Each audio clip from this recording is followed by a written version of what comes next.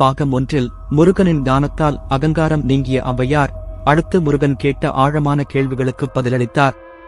இந்த உலகில் பெரியது எது, கொடியது எது என்ற முருகன் கேட்ட கேள்விக்கு ஔவையார் அளித்த பதில் இதோ. உலகில் பெரியது எது என்று கேட்டால் உலகம் பெரியது. அதை நான்முகன் படைத்தான். நான்முகன் விஷ்ணுவின் துப்புளில் இருந்து வந்தான். விஷ்ணு கடலில் துயில்கிறான். கடலோ அகத்தியரின் உள்ளங்கையில் அடங்கியது. அகத்தியரோ ஒரு கலசத்தில் பிறந்தவர். இப்படி எல்லாவற்றையும் விட பெரியது பக்தர்களின் உள்ளம். ஏனெனில் அந்த உள்ளத்தில் சிவபெருமான் கூடிக்கொண்டிருக்கிறார்.